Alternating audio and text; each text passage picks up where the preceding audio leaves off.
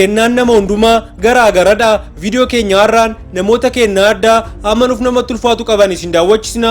Namoonni chaanaalii keenyaaf haaraa taatan chaanaalii keenya subscribe gochuun akkasumas mallattoo bilbilaa sana tuquun hamma dhumaatti nu waliin turaan affeerraa keenya.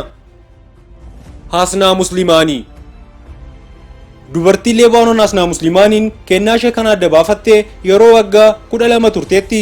Dubartiin kun yeroo hunda wanti ta'e ija ishee keessa akka bu'aan itti dhaga'amuuf yeroo yeroon ija ishee ni hooqxi. Haati ishees ija intala ishee fe'adda'uun hospitaala ishee geessiti. Ispeeshaalistiin ijaa Dr. Ahmad Arajjiin ija Hasnaa keessaa wanta addunyaa kanaaf keessummaa ta'e albuuda daa'imanii fakkaatu baasuusaa dubbate. Dr. Ahmad dhimmi akkas yeroo jalqabaaf waan isa mudateef maatii isheef ibsa kennuu hin dandeenye. Guyyaa sana kaasee Hasnaa Muslimaaniin wanta albuuda daa'imanii fakkaatu kana guyyaatti 7-8 ija ishee keessaa baasti. Mucaa dukkana keessaa argu. There's a boy in Guangxi Zhuang Autonomous Region who has the ability to see clearly in the dark.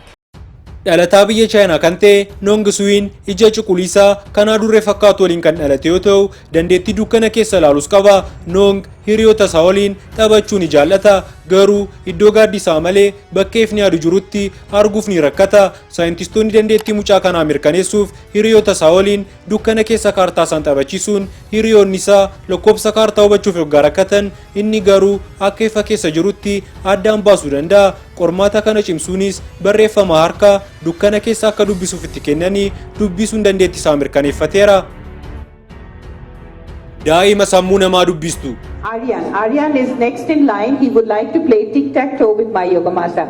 Fiilmii garaagaraa irratti namoota sammuu namaa dubbisan argitanitu ta'a. Yogomaadaan garuu fiilmiin osoo hin taane kennaa sammuu namaa dubbisuu qabdi. Yogomaadaan dandeettii sammuu namaa dubbisuu ishee cimsuuf mana barumsaa gudugul seenuun dandeettiiwwan garaagaraa ijji ishii hidhame barreeffama dubbisuu fi halluuwwan tarree isaanii hin eegne tarree qabsiisuu dandeesseetti. Daa'ima jabaa addunyaa. Daa'imni waggaa 7 Yang Jilong daa'ima jabaa addunyaa keenyaati. Yang kiloogiraama 50 kan ulfaatu yoo ta'u wantoota ulfaatina isaatiin ol ta'an abbaa isaa simmintoo kiloogiraama 50 baachuu fi dandeettii konkolaataa harkisuus qaba. Daa'ima maagneettii. Dhalataa biyya Krooshiyaa kan ta'e Ivan Stolkovich bara 2011 keessa daa'ima waggaa 6 osoo jiru miidiyaalee addunyaa to'atee ture.